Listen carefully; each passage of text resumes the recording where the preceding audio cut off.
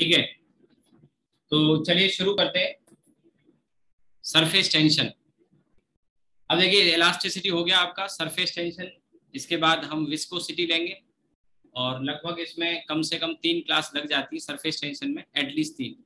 ठीक है, क्वेश्चंस भी कराऊंगा क्योंकि अभी असाइनमेंट रेडी नहीं है, तो क्वेश्चंस कराऊंगा मैं अभी आपको इसमें बीच बीच में, और असाइनमेंट जब हो जाएंगे तो वो भी मैं आपको दे ही दूंगा। और इसमें अब जैसे विस्कोसिटी पढ़ेंगे, छोटा टॉपिक है, 1 से 1.5 क्लास में खत्म हो जाता है। फिर उसके बाद आगे इसमें आएगा आपका फ्लूइड वाला पार्ट। अभी ये तो प्रॉपर्टीज ऑफ मैटर में ही चल रहा है, इलास्टिसिटी पढ़ा, सरफेस टेंशन। फ्लूइड वाले पार्ट में हम पढ़ेंगे बायोन फोर्स क्या है, आर्किमिडीज प्रिंसिपल क्या है, बर्नौली थ्योरम क्या है, पास्कल्स लॉ क्या है, ये सब चीजें आएंगी उसमें आगे। ठीक है, तो पहले ये समझते हैं कि सरफेस टेंशन क्या है। अब तो हमने पीछे इलास्टिसिटी जब पढ़ा तो उसमें इलास्टिसिटी में आपने सॉलिड लिक्विड गैस सबकी प्रॉपर्टी पढ़ी, तो प्रॉपर्टीज ऑफ मैटर बोलते हैं उससे, प्रॉपर्टीज ऑफ मैटर में ही आता है सरफेस टेंशन और इलास्टिसिटी, राइट। तो सरफेस टेंशन, सबसे पहली बात तो सॉलिड लिक्विड या गैस की प्रॉपर्टी नहीं है। सॉलिड लिक्विड या गैस की प्रॉपर्टी नहीं है। किसकी प्रॉपर्टी है ये? केवल लिक्विड की। और लिक्विड में भी किसकी? लिक्विड के सरफेस की। आपने मेरी बात को ध्यान से सुना? फिर से सुनो एक बार। सबसे पहले सरफेस टेंशन सॉलिड की प्रॉपर्टी नहीं है, गैस की प्रॉपर्टी नहीं है। किसकी प्रॉपर्टी है? लिक्विड की। और लिक्विड की भी नहीं, प्रॉपर अगर मैं बोलूं तो लिक्विड के सरफेस की प्रॉपर्टी है। लिक्विड का जो सरफेस है, जैसे पानी भरा हुआ एक बर्तन में, तो पानी का ऊपर का जो फ्री सरफेस है जिसे आप छू पा रहे हैं, उसकी प्रॉपर्टी है, इसीलिए नाम है सरफेस और टेंशन। तो सरफेस पर एक टेंशन आ जाता है, लेकिन ध्यान रहे सरफेस टेंशन में टेंशन नहीं है, फोर्स नहीं है, बल्कि ये फोर्स पर यूनिट लेंथ है। वो भी हम आगे पढ़ेंगे। यानी सरफेस टेंशन एक फिजिकल क्वांटिटी है जो कि टेंशन या फोर्स नहीं है। It is force per unit length. Force per unit length है ये बात भी समझने की है। ठीक है, वो धीरे धीरे हम आगे बढ़ेंगे। तो सबसे पहले तो है क्या? तो किसी भी सरफेस, लिक्विड का जो सरफेस होता है वो एक खिंची हुई स्ट्रेच मेम्ब्रेन की तरह बिहेव करता है। जैसे कि कोई जाल आपने खींच दिया हो, तान दिया हो। जैसे आपने कभी सर्कस वगैरह में देखा होगा, तो जो उसमें एक्रोबैट होते, जंप वगैरह करते, तो उनके नीचे एक जाल लगा होता है कि गिरे तो वो नीचे ना, चोट ना लगे। या सर्कस वगैरह की बात नहीं करते, एक इजीली आपने देखा होगा मेले वगैरह में बच्चे छोटे खेलते हैं, ट्रैम्पोलिन होता है। अब आप में से हो सकता है बहुत से बच्चे ट्रैम्पोलिन जान रहे होंगे, कुछ ऐसे भी होंगे कि जो बेचारे ट्रैम्पोलिन, लेकिन आज कॉमन हो गया है, मेलों में आपने देखा होगा होता है, बच्चे उस पर जंप करते हैं, खूब उछलते हैं। समझ गए होंगे आप, अगर नाम ना पता हो तो कोई बात नहीं, लेकिन आप समझ गए, एक बड़ा चादर जैसा होता है प्लास्टिक का और जाल सा होता है जिसमें बच्चे खूब जंप करते हैं, ट्रैम्पोलिन। तो वो एक खिंचा हुआ होता है, खिंचा हुआ, उस पर जब आप जंप करते हो तो ऐसे ही पानी का जो सरफेस है या लिक्विड का ऊपर का जो सरफेस होता है, सतह, वो एक स्ट्रेच, खिंची हुई झिल्ली, मेम्ब्रेन की तरह बिहेव करता है। और इसका कारण क्या है? सरफेस टेंशन है। तो सरफेस टेंशन की वजह से क्यों उसका लिक्विड का सरफेस एक खिंची हुई मेम्ब्रेन की तरह बिहेव करता है, इसको भी समझेंगे। और इसके पीछे कारण है 2 तरह के फोर्स। एक होता है कोहेसिव और एक होता है एडहेसिव। कोहेसिव एक जैसे मॉलिक्यूल के बीच में लगते हैं, कोहेसिव एक जैसे मॉलिक्यूल के बीच में लगते हैं। और जो एडेसिव होते हैं, एडेसिव, वो डिफरेंट टाइप के मॉलिक्यूल्स के बीच में लगते हैं, डिफरेंट। जैसे पानी एक ग्लास में रखा हुआ है, पानी, तो पानी के मॉलिक्यूल के बीच में जो फोर्स लगेगा वो कोहेसिव कहलाएगा। लेकिन ग्लास है, मान लीजिए स्टील का ग्लास है और उस स्टील के ग्लास में पानी भरा हुआ है, तो स्टील और ग्लास के मॉलिक्यूल के बीच में अलग अलग हो गए, स्टील का मॉलिक्यूल और पानी का मॉलिक्यूल, स्टील का और पानी का, तो डिफरेंट, तो ये एडेसिव फोर्स होगा इनके बीच में, डिफरेंट। या कांच का ग्लास है तो कांच का मॉलिक्यूल और पानी का मॉलिक्यूल के बीच में जो फोर्स लग रहा होगा वो एडहेसिव होगा। तो इसको भी हम डिटेल में समझेंगे, क्यों इससे सरफेस टेंशन का जन्म होता है, कि सरफेस टेंशन जनरेट क्यों होती है, क्यों सरफेस के मॉलिक्यूल के पास ही होता है, अंदर के मॉलिक्यूल के पास क्यों नहीं होता। ठीक है, तो यहां पे हम लिखेंगे इट इज द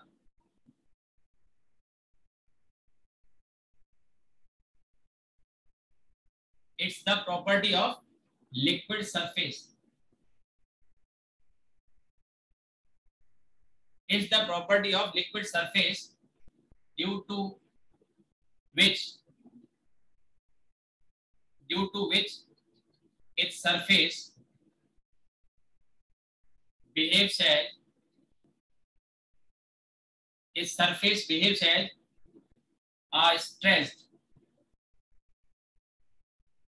दिखाई मैंने, यानी खिंची हुई, stressed membrane, ठीक है, ये लिक्विड की प्रॉपर्टी है। और यही कारण है, आपने देखा होगा कि पानी वगैरह के सरफेस पे हल्के डस्ट पार्टिकल, पानी कभी खुला रखा हो बर्तन में तो आप देखेंगे उसके ऊपर डस्ट वगैरह के पार्टिकल, या तिनका, जैसे अभी आंधी आई आज, आपका मान लीजिए कहीं ग्लास में पानी रखा हुआ है, आप उसको पीना चाहोगे नहीं, क्योंकि आपको वो डस्ट पार्टिकल उसके सतह पे, अंदर जो गए तो गए, लेकिन पानी की सतह पे आपको तिनके, डस्ट पार्टिकल, या कहीं से कोई बाल वगैरह टाइप का उड़ के आ गया तो पानी के सरफेस पे आपने देखा होगा डूबता नहीं है। या पानी कहीं रुका हुआ हो, आजकल इन दिनों में गर्मियों में रुके हुए पानी में मक्खी मच्छर हो जाते हैं, मच्छर वगैरह जो होते हैं mosquitoes, they lay their eggs at the surface of the liquid water surface, पानी के ऊपर अंडे वगैरह रख देते हैं, तो वो डूबते क्यों नहीं है? या हल्के की, ऐसा नहीं कि हम पानी के ऊपर बैठ जाए तो हम तैरते रहेंगे, डूब जाएंगे, लेकिन हल्की चीजें तैरती रहती हैं। और उसका कारण क्या है कि जो सरफेस टेंशन, ये जो मेम्ब्रेन खिंची हुई जो बिहेव कर रही है, वो मेम्ब्रेन उनके वेट को बैलेंस कर देती है। आप सोचो बच्चों वाला जो ट्रैम्पोलिन होता है उसमें बच्चे खूब जंप करते हैं, अब सोचो उसी ट्रैम्पोलिन पे हाथी को बिठा दिया जाए तो हाथी जंप कर पाएगा? या एक आदमी हाथी जैसा बिठा दिया जाए, मान लो, हाथी तो कहां से लाएंगे आदमी कोई, तो वो ट्रैम्पोलिन वाला ही मना कर देगा, भैया ये फट जाएगा, रहने दो, तुम्हारा वजन बर्दाश्त नहीं करेगा। तो ऐसे ही हमको पानी का जो सरफेस टेंशन होता है वो इतना ज्यादा स्ट्रॉन्गर फोर्स जनरेट नहीं करता कि वो हमारे वेट को बैलेंस करे, लेकिन हल्के कीट पतंगे होते हैं, डस्ट पार्टिकल्स होते हैं और तिनके वगैरह होते हैं, तो ये उसके सतह पर फ्लोट कर जाते हैं, डूबते नहीं है। ध्यान रखना, मैं फ्लोट वर्ड यूज कर रहा हूं, बट उसका मतलब बायोंट फोर्स से नहीं है, बिल्कुल भी। बायोंट फोर्स के लिए डूबना चाहिए कुछ पार्ट, अगर सतह पर है तो वो डूबा नहीं है, तो उसमें उसके तैरने का या न डूबने का कारण सरफेस टेंशन है। लेकिन अंदर कोई चीज डूबी हो तो डूबने का मतलब ये नहीं कि बॉटम में सेटल हो गई, बॉटम में, जैसे मान के चलिए पानी के अंदर बाल्टी, जैसे प्लास्टिक की बाल्टी में पानी भरा हो, तो आपने कभी देखा होगा प्लास्टिक का मग जो होता है प्लास्टिक का, वो डूबता नहीं है, पानी से भर दो कुछ भी तो फिर भी फ्लोट करता है, हालांकि अंदर होता है लेकिन डूबता नहीं है। क्या वजह है उसका? वजह सरफेस टेंशन नहीं है।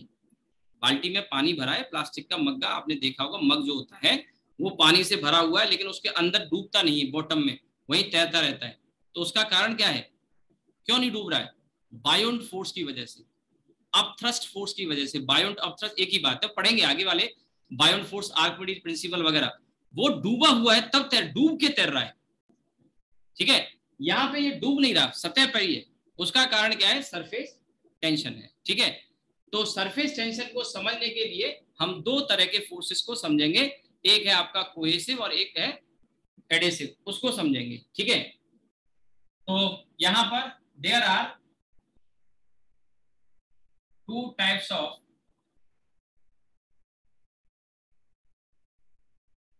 इंटरमॉलिक्यूलर दिखाइए, there are two types of intermolecular forces जो अपने काम के हैं, और भी हो तो हमें उससे कोई मतलब नहीं, अपने काम का। एक है cohesive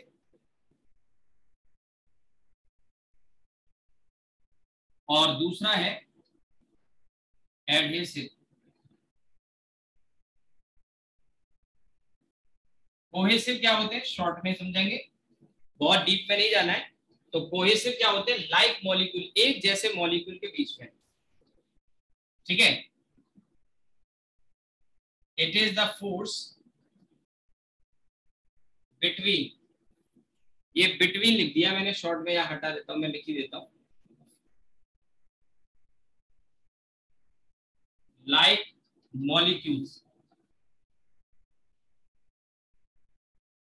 it is the force between like molecules, ठीक है। It is the force between like molecules. Example, पानी के मॉलिक्यूल के बीच में, ठीक है, या कांच के ग्लास है तो कांच कांच के मॉलिक्यूल या स्टील स्टील के मॉलिक्यूल के बीच में। ऐसी adhesive force, it is the force, it is the force between unlike molecule या different types of molecule।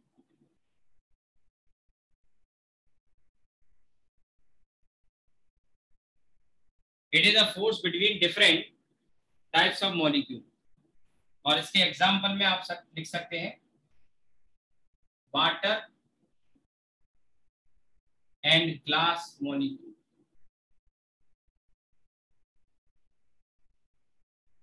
Water and glass molecules.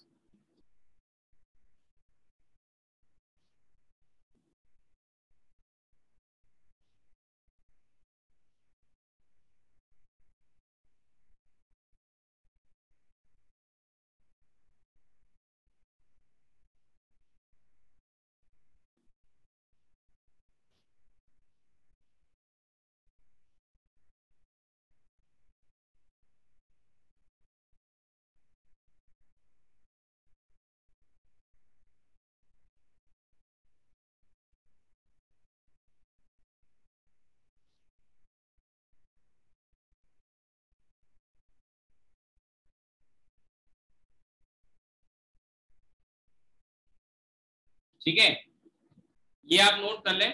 आज की क्लास में यही रोकूंगा। अब कल की क्लास में हम इसको और डिटेल में समझेंगे क्या कारण है सरफेस टेंशन का। आज एक्चुअली टाइम हो गया, बाकी बच्चों की क्लास होती है अभी बायो की ऑनलाइन, तो मैं अभी आपको फ्री कर रहा हूँ। ये आप नोट कर लें, आज के लिए इतना ही। ठीक है, बाकी कल कंटिन्यू करते हैं।